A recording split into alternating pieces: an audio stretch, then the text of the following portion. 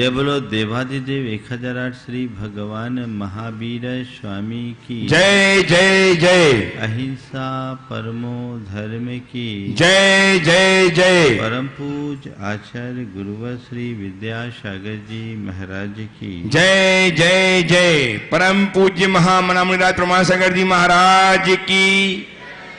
हमारे मन में शुभ अशुभ भाव उत्पन्न होते रहते हैं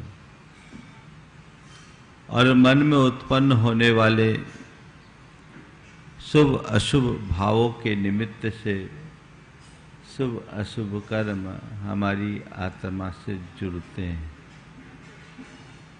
अशुभ भाव के निमित्त से अशुभ, तो शुभ भावों के निमित्त से शुभ कर्म हमारी आत्मा से जुड़ते हैं।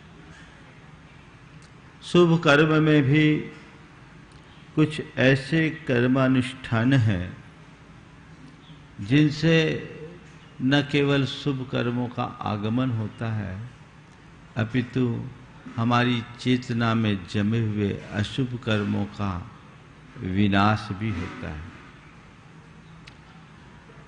राग हमारे अंदर की एक परिणति है, वह शुभ भी होती है और अशुभ भी। राग जब शुभ धारा में बहता है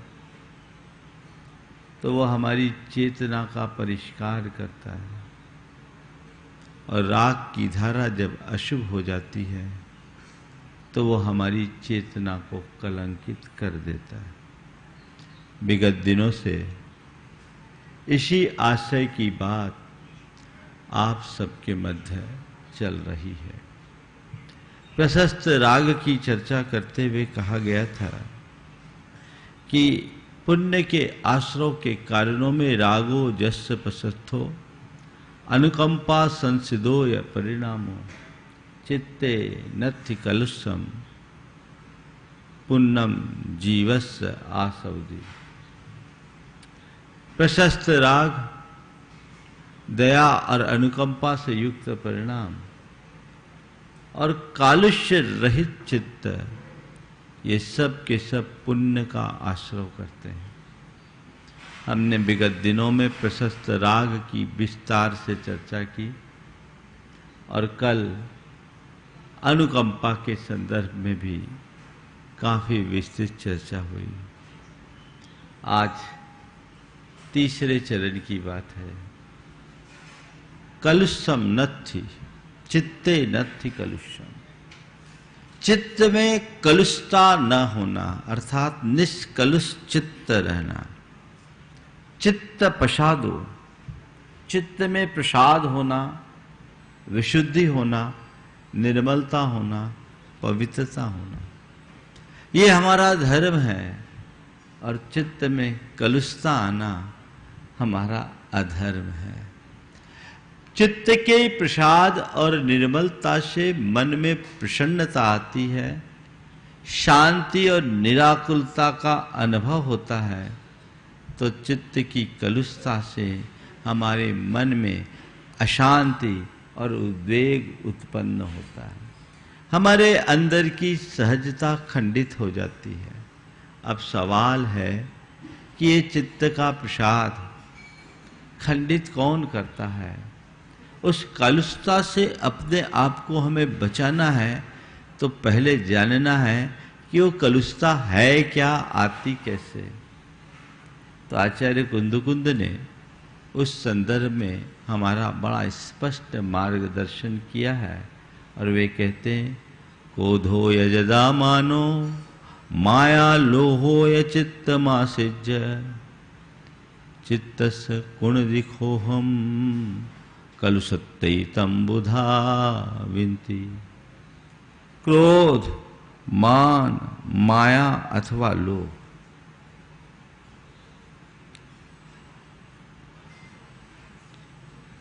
चित्त का आश्रय लेकर जीवस्य गुण दिखो हम हमारे अंदर क्षोभ उत्पन्न करते हैं, और चित्त के इसी क्षोभ का नाम कालुष्य है, कलुषता है।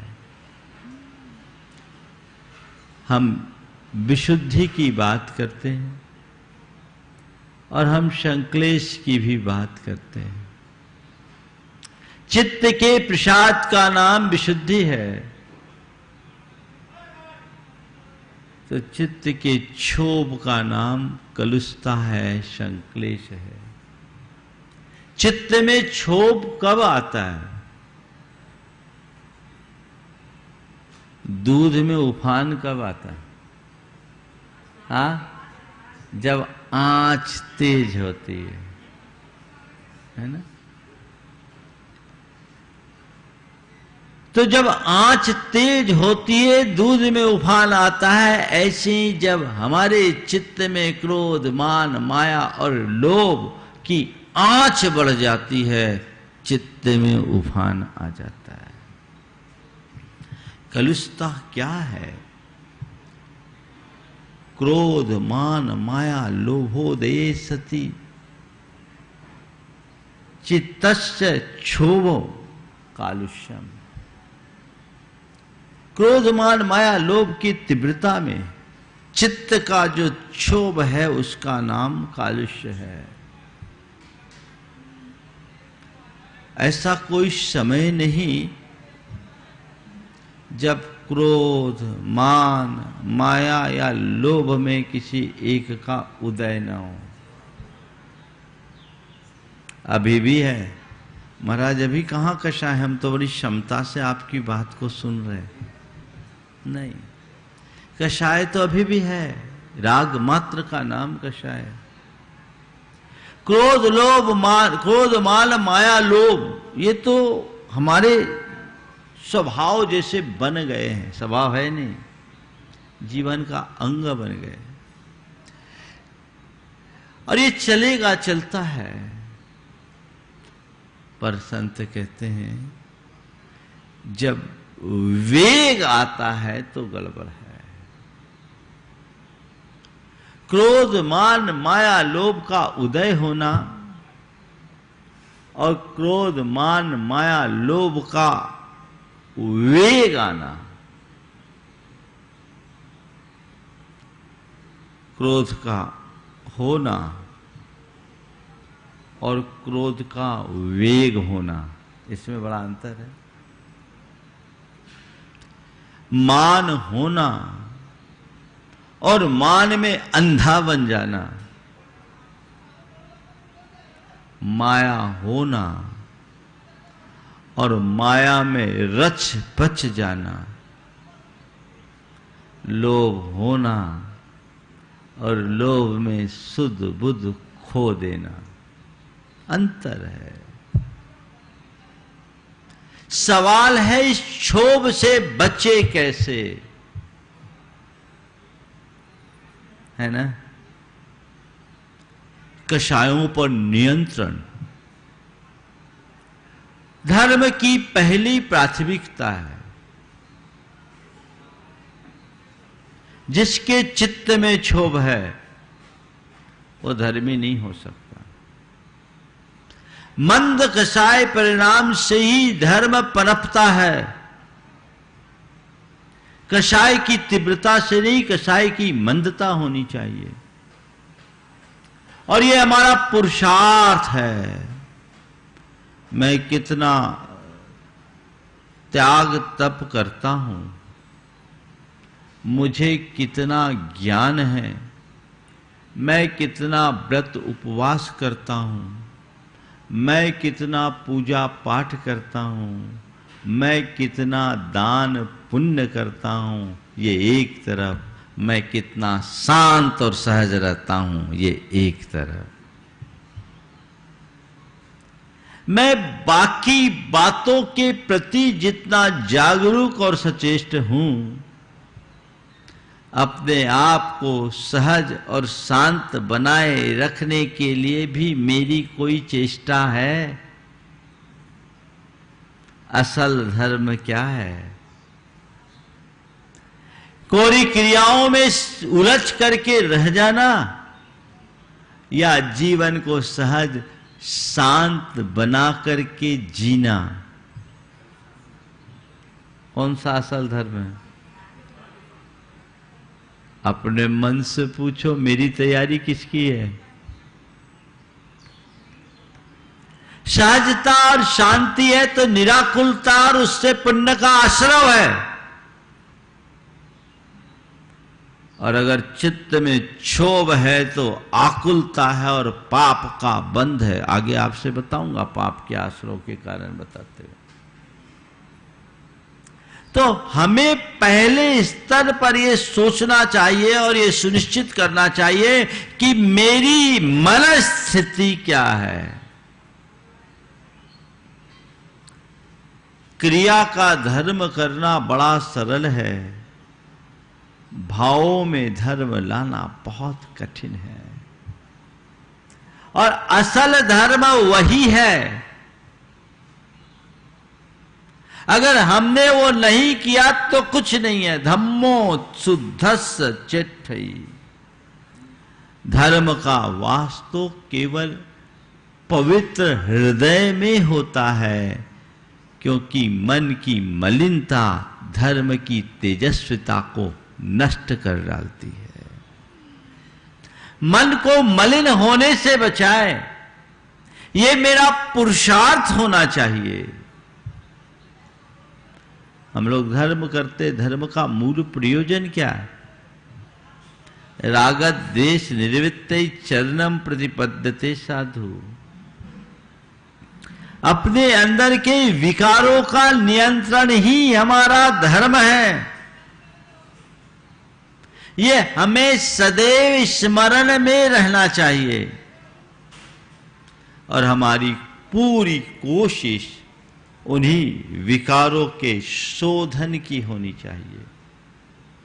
यदि ऐसी कोशिश और इस प्रक्रिया में हम आगे बढ़ें तो तय मान करके चलना, हम अपने जीवन को एक नई ऊंचाई दे सकेंगे। और यदि ऐसा नहीं है तो हम एक प्रकार की आत्ममुग्धता में ही जिएंगे। और ज्यादातर लोग ऐसा ही कर रहे हैं।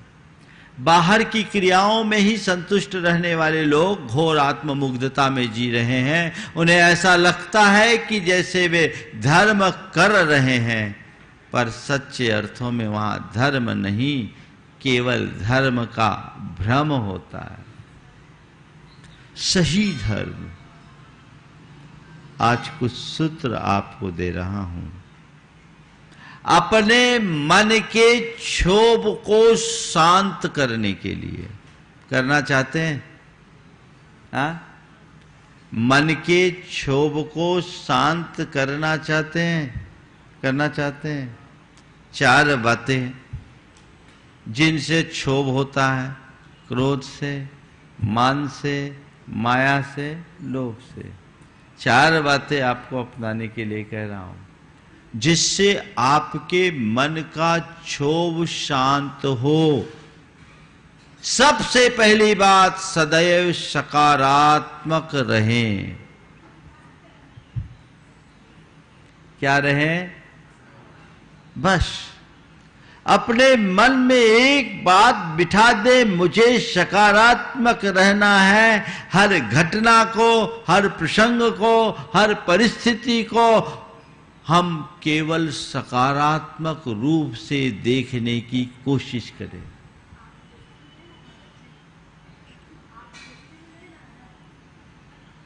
गृहस्थी में ही तो ज्यादा देखो, ये कह रहे हैं आप गृहस्थी में नहीं हो, इसलिए बताओ दवाई किसको चाहिए? जो बीमार है उसे कि स्वस्थ है उसे? हाँ? और जो ज्यादा बीमार है उसको उतना हाई डोज चाहिए। तो तुम गृहस्थों में ज्यादा झंझट है तो तुम्हें और ज्यादा हेवी डोज लेना चाहिए। अब तुम्हें बीमार ही बने रहने की आदत हो गई तो मैं क्या करूं? अब जिनको बीमारी बने रहने की आदत है तो भैया तुम बीमार ही रहो, भोगो, हमें क्या करना है? हम तो बीमारी का निदान कर सकते हैं और बीमारी का इलाज बता सकते हैं, है ना? हाँ, प्रिस्क्रिप्शन लेके घूमने वाले ज्यादा हैं, दवाई खाने वाले कम, है ना? हाँ हाँ, औषधि बता सकता हूं, पीना तुम्हें पड़ेगा। औषधि बता सकता हूं, पीना तुम्हें पड़ेगा। रास्ता दिखा सकता हूं, चलना तुम्हें पड़ेगा। अब उसके लिए तैयार होइए। तो मैं आप सबसे कह रहा था, सदैव सकारात्मक रहिए। अगर आपके भीतर सकारात्मकता बढ़ गई तो सहजता स्वाभाविक रूप से आएगी। फिर कहीं मन इधर उधर नहीं होगा। आप अपने मन में झांक कर देखिए, क्षोभ कब होता है, चित्त क्षुब्ध कब होता है? जब हमारे अंदर कोई नकारात्मक प्रतिक्रिया होती है ना? तब हमें तो वहीं से ही उसका निदान निकालना होगा। हमें तय करना है कि हमें हर मामले में सकारात्मक रहना है।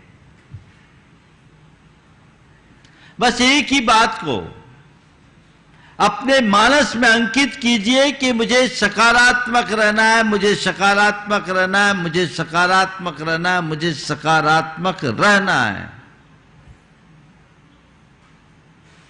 इतनी समझ अगर मन में आ गई तो कोई नकारात्मक प्रतिक्रिया होगी क्या? बोलो महाराज, यही तो नहीं होती, बाद में ख्याल आता है। क्यों? क्योंकि संस्कार ऐसे गहरे हो गए हैं। उन संस्कारों का शमन करना है, मन के क्षोभ को शांत करना है। तो उसका सूत्र है, मुझे हर प्रसंग में, हर परिस्थिति में, हर घटना में केवल सकारात्मक दृष्टि रखनी है। अपने आप को बना लीजिए ऐसा, आपका मन कभी क्षुब्ध नहीं होगा। और देखिए, जिसकी सकारात्मक दृष्टि होती है उसके जीवन में सहजता और समता कैसे आती है। आप गृहस्थों को ही उठा के खड़ा करता हूं। सकारात्मक दृष्टि हो तो सहजता और समता कैसे आती है। मेरे पास ऐसे ढेरों प्रसंग हैं, अगर मैं बोलना शुरू करूं तो ना मालूम कितने सुना दूं, पर ज्यादा नहीं सुनाऊंगा। आपको दो आपके सामने रख रहा हूं, दो प्रसंग आपके सामने रख रहा हूं। एक की धर्म पत्नी का स्वभाव बहुत गुस्सा है। नई नई शादी हुई। शादी के बाद वो लोग बाहर रहते थे एक महानगर में, पति पत्नी दोनों। पत्नी का स्वभाव बहुत गुस्सा। एक मल्टीनेशनल कंपनी में काम करने वाला पति बेचारा हारा थका आए और पत्नी रोज कुछ न कुछ सुनाए, उस पर चिल्लाए। कभी उसे सहजता से तो बोले ही नहीं, कभी नहीं। उसकी स्थिति अच्छी नहीं थी। घर के लोग इससे दुखी थे। उसके मित्र भी उससे बहुत कुछ कहते थे। उसने क्या बोला मालूम? वो युवक मेरे पास आया। उसकी बहन ने बताया कि महाराज, भैया की हालत बहुत खराब है, भाभी तो रोज चढ़ाई करती है, इनकी घर की दशा नौकरों से भी बदतर है। सोचो आप, ऐसा होना नहीं चाहिए, लेकिन भाभी ने इनकी हालत खराब कर रखी है। महाराज जी, इनकी दशा नौकरों से भी बदतर है, और मल्टीनेशनल कंपनी में 60 लाख का पैकेज वाला व्यक्ति। उस लड़के ने जो जवाब दिया सुन के मजा आ गया। बोला, महाराज जी, मुझे तो ऐसा लगता है कि मेरी पत्नी मेरे लिए केवल पत्नी बनकर नहीं, मेरी तपस्या का निमित्त बनकर के आई है। मेरी पत्नी मेरे लिए केवल पत्नी बनकर नहीं, मेरी तपस्या का निमित्त बनकर आई है। महाराज, मैं चाहता तो था कि आपकी शरण में आकर आपके मार्ग में बढ़ूं, लेकिन घर परिवार के लोगों के दबाव के कारण मैं इस मार्ग में नहीं बढ़ पाया। शायद विधि को यही मंजूर होगा और मुझे ऐसी पत्नी मिली कि मैं घर में भी तपस्वी बन सकूं। महाराज, आप हमेशा कहते हैं हर बात में सकारात्मक रहो, क्षमता रखो। है ये उदाहरण? ये क्षमता, ये तपस्या नहीं है क्या?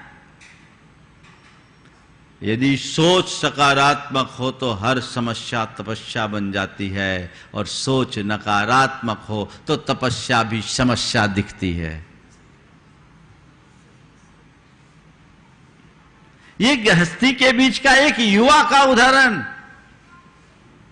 ज्यादातर तो ऐसे में सब डाइवोर्स खोजते हैं, 10 तरह के रास्ते अपनाते, रोज ऐसे किस्से आते हैं। लेकिन सोच को सकारात्मक बनाइए, क्षोभ आएगा ही नहीं। ये क्षोभ नकारात्मक प्रतिक्रिया है और मुझे सकारात्मक रहना है। आप कर सकते हैं? महाराज, जितनी देर प्रवचन में रहते हैं ना, उतनी देर तो यही लगता कि यही करना, बाद में भूल जाते हैं। तो भोगिए, हम क्या करें। दूसरी बात, चीजों को नजरअंदाज करना सीखिए। जो बातें आपको क्षुब्ध करे, जिन बातों से मन अशांत उद्विग्न होता हो, उन्हें नजरअंदाज करना सीखिए। कोई दुर्वचन कहे, नजरअंदाज करो। कोई दुप्रसंग घटे, नजरअंदाज करो। कुछ भी हो, इग्नोर।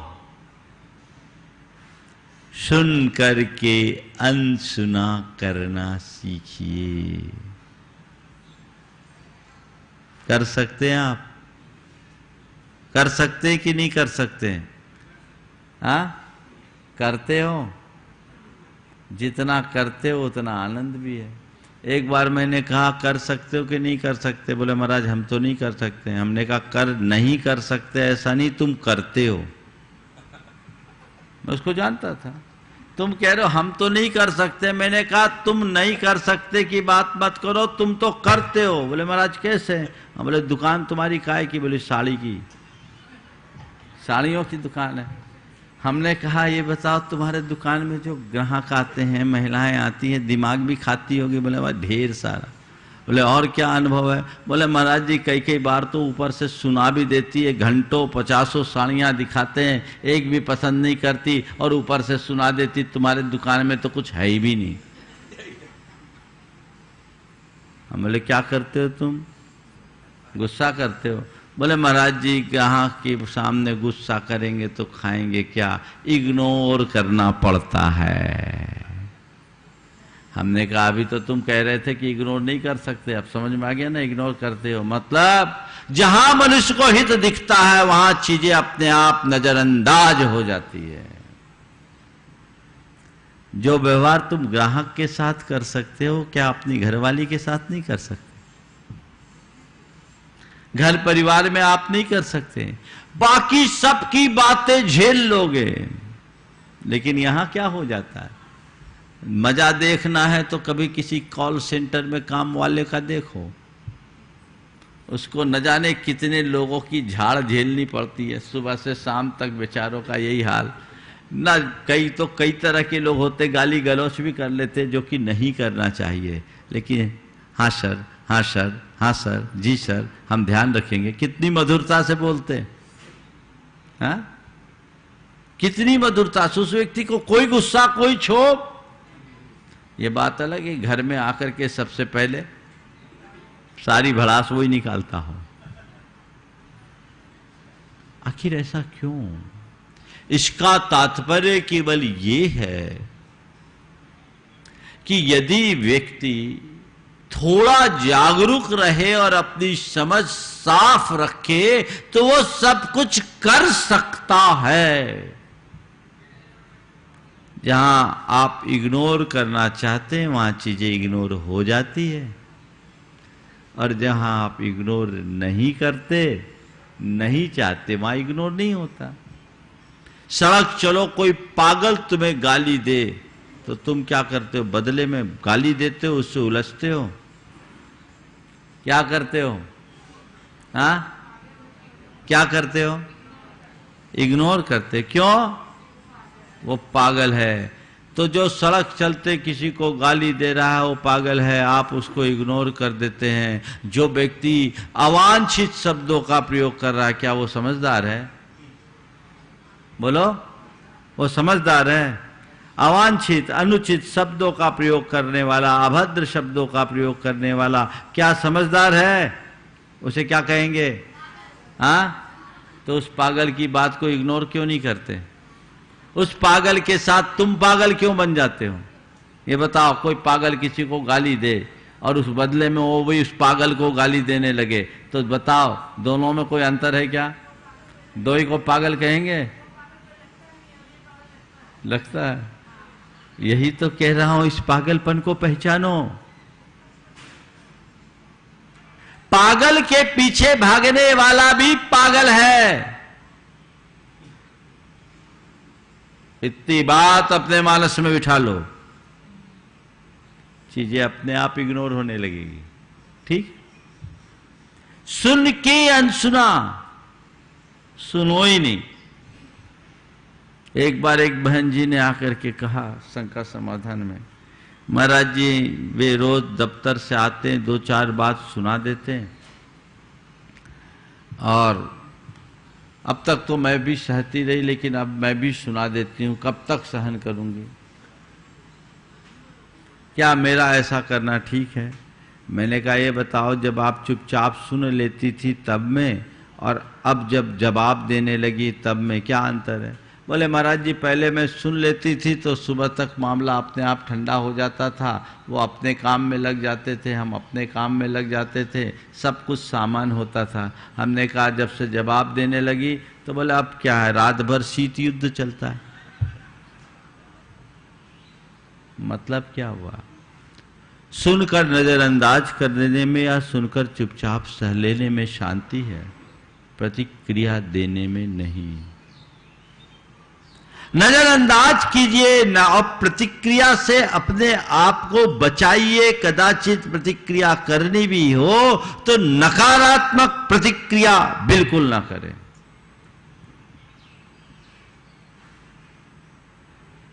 मन में आनंद रहेगा?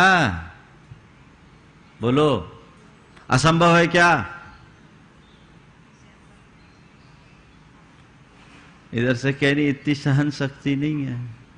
सहन शक्ति तो है, जिसके प्रति करना उसके प्रति है।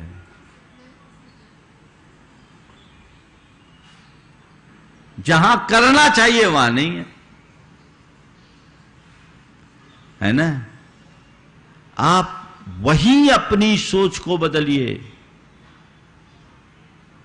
आपको दुकान में गुस्सा नहीं आता क्योंकि आपने अपने माइंड में एक कोड फीड कर रखा है कि मुझे ग्राहक से सधा हुआ व्यवहार करना है। यही कोड अगर अपने माइंड में ऐसा फीड कर लो कि मुझे सबसे सधा हुआ व्यवहार करना, गुस्सा आएगा क्या? यही तो प्रोग्रामिंग है। आपने जैसे प्रोग्रामिंग फिक्स कर दी अपने माइंड के साइड, माइंड वैसा ही काम करता है। ये प्रवचन सुनकर तुमने अगर तय कर लिया कि नहीं, मुझे सबसे सधा और सौम्य व्यवहार करना है, अपने आप मन धीरे धीरे शांत होगा, क्षोभ नहीं आएगा, कलुषता से बचोगे, हर पल प्रसन्नता और आनंद का अनुभव कर सकोगे। तीसरी बात, जो प्राप्त है उसे पर्याप्त मानो। आकुलता का कारण तृष्णा है। केवल गुस्से की बात नहीं, मुझे क्रोध मान माया लोभ सबकी बात करना। प्राप्त को पर्याप्त, अधिक की चाह मनुष्य को अंदर से तोड़ती है। अधिक के लिए प्रयास करना हो करो, पर परेशान मत हो। जो है, जैसा है, जितना है, उसे सहज रूप से स्वीकार करो। मेरे लिए वही है और वही मेरे काम का है। चित्त में क्षोभ नहीं होगा। पर क्या बताऊं, प्राप्त आपको पर्याप्त लगता है। कब तक? जब तक अपने से ज्यादा वालों पर दृष्टि नहीं जाती, तब तक।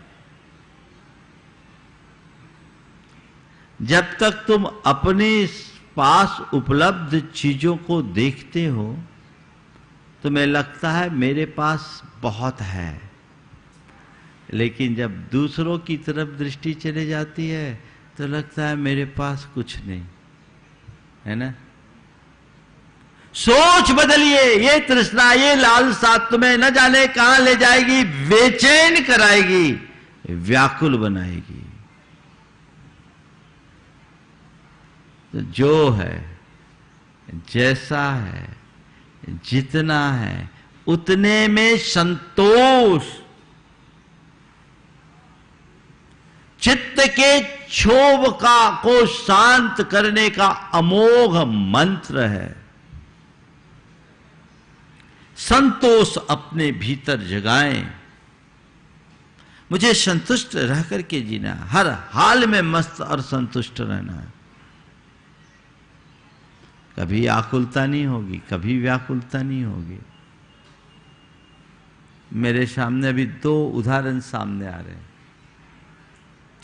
कि अपने आप को संतुष्ट रह करके जीने वालों की दशा क्या होती है और मन में असंतोष का परिणाम क्या होता है। मेरे संपर्क में एक युवक है, उसके साथ बड़ी विषम परिस्थितियां। उसकी पत्नी की किडनी खराब, पिताजी अर्ध विक्षिप्त,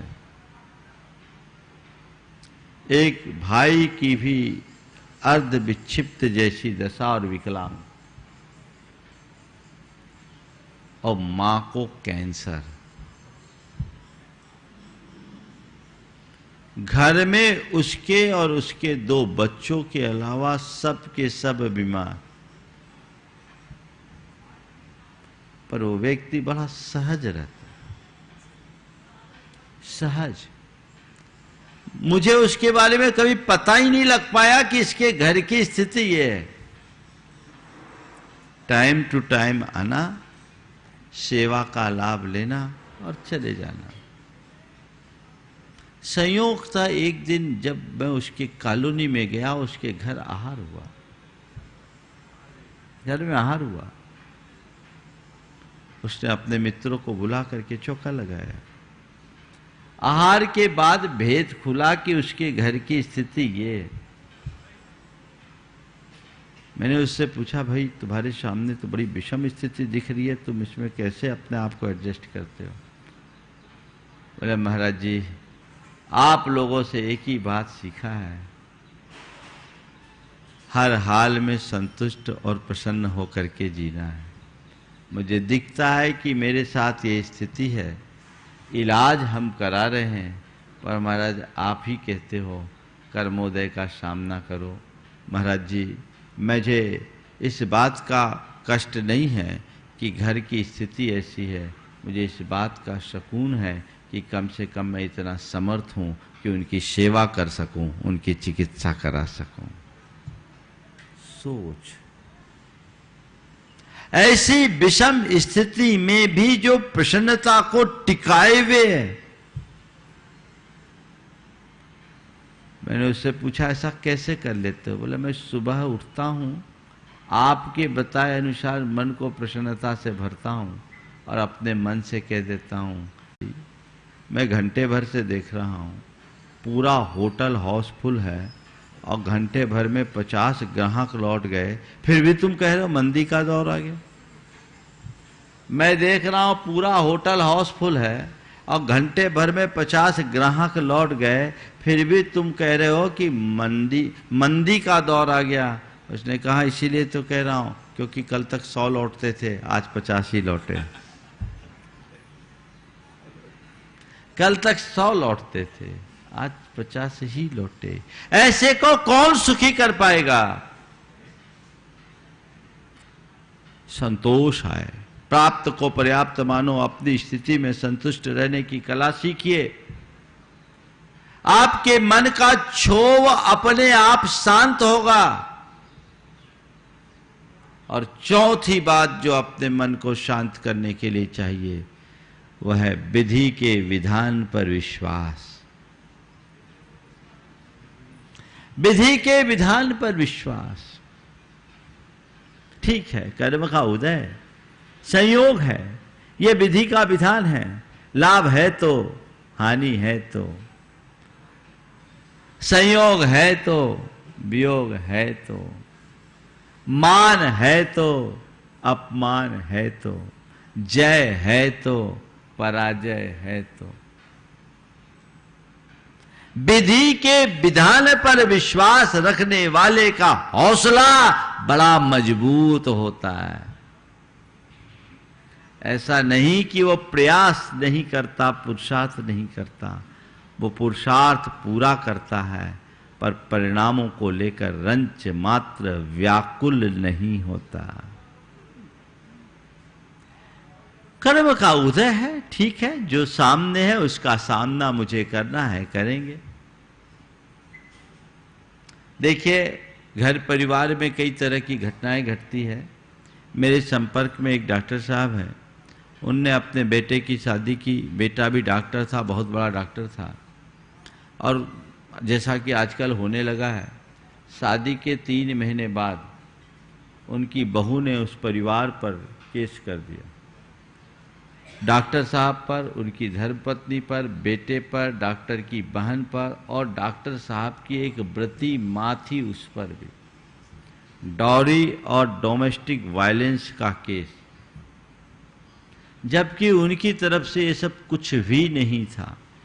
बड़े सज्जन, भद्र परिणामी और सहजता से जीने वाला व्यक्ति, एक प्रसिद्ध चिकित्सक। अब ये हुआ, उन्होंने एंटीसिपेटरी बेल लेने की कोशिश की, नहीं मिली। उधर से खबर आने लगी, इतने रुपये दो, उतने रुपये दो। उन्होंने कहा इतने रुपये मेरे पास है कहां से दूं। जेल जाने की बात आई, जब कहा कि भैया एक बार आपको सरेंडर होना होगा, तभी आपकी आगे कोई जमानत होगी। उस व्यक्ति ने सहज भाव से जेल जाना स्वीकार कर लिया। 37 दिन तक जेल में रहे। डॉक्टर, एक प्रसिद्ध चिकित्सक, रेपुटेड व्यक्ति, 37 दिन तक जेल में रहा। उसके बाद उसकी जमानत हुई। जेल से जब आया, मेरे पास आए, मैं उन दिनों शिखर जी में ही था, मेरे पास आए, मैंने उनसे पूछा क्या अनुभव रहा। बोले महाराज जी, मैं तो ये मानता हूं कि जेल नहीं, तीर्थ यात्रा के लिए गया था। महाराज जी, इन दिनों मैंने खूब स्वाध्याय किया, काम तो वहां कुछ था नहीं, और मुझे लगा था कि कर्म का उदय है। मेरे ऊपर झूठा लांछन लगा है, कर्म ने लांछन लगाया है तो कर्म ही सिद्ध होएगा। आज भी मुझे विश्वास है। वो आदमी विचलित नहीं हुआ, सामना किया। और बाद में, ये लगभग आज से 11-12 साल पुरानी घटना है, और उसके 2-2.5 साल बाद पूरा मामला भी सेट हो गया, सब कुछ ठीक हो गया। समझ अगर सही हो तो शांति हमेशा कायम रहती है। तो ये चारों बातें आत्मसात कीजिए, अपने मन को क्षोभ से बचाइए और इन चारों बातों को अपने हृदय में अंकित करना चाहते हैं तो नित्य भावना योग कीजिए और ये कमांड बार बार डालिए, मुझे सहज रहना है, मुझे शांत रहना है, मुझे सकारात्मक रहना है, मुझे सहज रहना है, मुझे शांत रहना है, मुझे सकारात्मक रहना है, मुझको संयम रखना है। ये बात बार बार बार बार दोहराइए, इसको गुनते रहिए। आपका मन अपने आप सहज शांत होगा। फिर आपके मन में क्षोभ नहीं होगा। निमित्त आएंगे, निमित्त को कोई नहीं रोक सकता, लेकिन आपकी ये सोच आपको निमित्तों से प्रभावित नहीं होने देगी। यही एकमात्र रास्ता है।